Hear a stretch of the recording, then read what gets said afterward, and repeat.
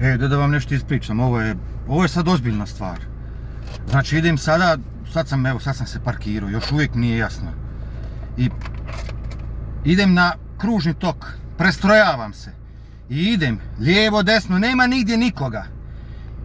I dolijeće lik na biciklu, dolijeće sa 100 na sat, dolijeće na pješački, jer on misli da njega pješački štiti. I ja kočim, ne mogu ja stati, ja sam stao nasred pješačkog sam stao. I on koči, ja sad gledam hoće li se on zabiti u mene. I stao je on je stao. Ali šta da nije stao? Zabij se u mene. Šta da je bilo sekunda prije? Udari ga. Zato što on ne pazi na sebe. Pa šta vam je ljudi, pa što ne pazite na sebe? Pa nisu vas mame i tate učile da vas pješački ne štiti. Jesu vas to mame i tate učile? Nisu. Jesu vas profesori učili? Nisu. Niko vas ništa ne uči.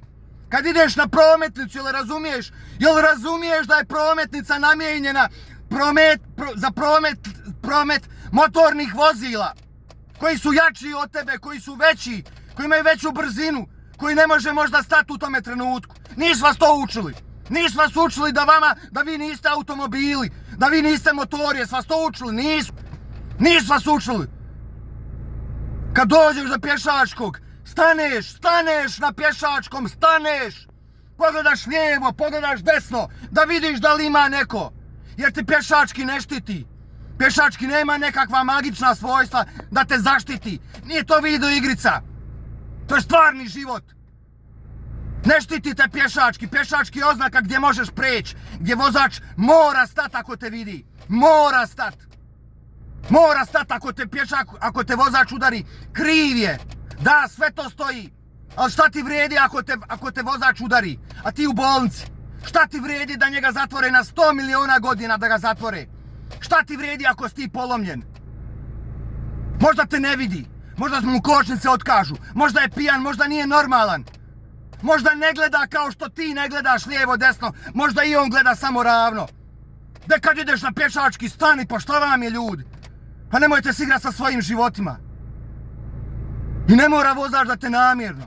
Bogu hvala, pa evo sad sve dobro završilo da nisam ni dotakao tog dečka. Pa šta da se zabije u mene? Nisam ga vidio, on je doletio sa 100 na sat je doletio čovjek. Kamikaza dolijeće preko brze prometnice. Da ne govorim o ovim bolesnicima koji stavljaju pješački tamo gdje je promet svakakav. Gdje voze ljudi 700 na sat.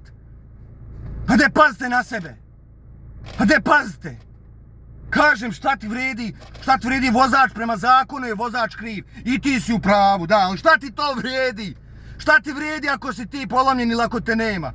Gdje pazite ljudi na sebe. Kad dođete do pješačkog pogledaj lijevo, pogledaj desno. Ako je sigurno, prođi.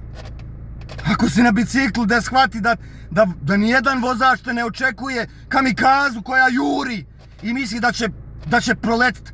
Pa šta ti je? Pa šta radiš? Pa gdje čuvaj svoj život?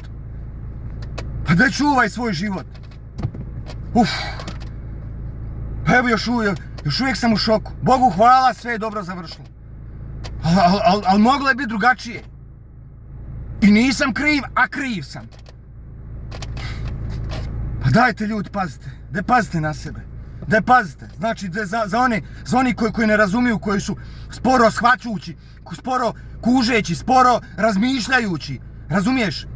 Prilaziš prometnici, tu jure auta, znaš auto, što ide od metala, što ga svako vozi, ide auto, ti dođeš do pješačkog, staneš, ili razumiješ, staneš i pogledaš da li ima neki idiot koji će projurit, pogledaš lijevo, desno, da li ima auta, pa vidiš onda da li će ti stati taj auto, ili neće. Nego vidim još ne samo to što biciklima se vozi, što dolijeću, nego ide na mobitel, on tipka, on gleda, znaš to je pješački, ovaj mora stati. Šta ako nestane? Pa onda te čovjek ima teret na duši, tebe koji ne znaš sebe čuvat. Ponavljam, vozač je u svakom slučaju kriv, ali šta ti vrijedi što je vozač kriv?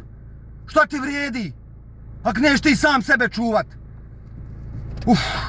Znači, pješački, dođeš, staneš, pogledaš lijevo, pogledaš desno, vidiš da li idu auta, ne idu auta, vidiš da li je taj auto stao ili nije stao. Kad je auto stao, onda ti prolaziš preko nečega što tebi nije prirodno stanje, nije ti prirodno stanište. Ti si čovjek, razumiješ?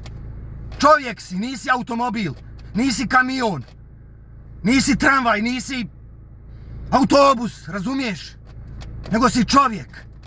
Ideš preko nečega što nije tebi prirodno, tebi nije to šetnja, tebi to nije tvoja prometnica.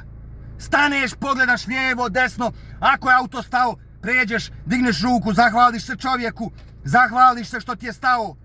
Onda je njemu drago što ti je stao, da on mora stat, vozač mora stat, razumiješ?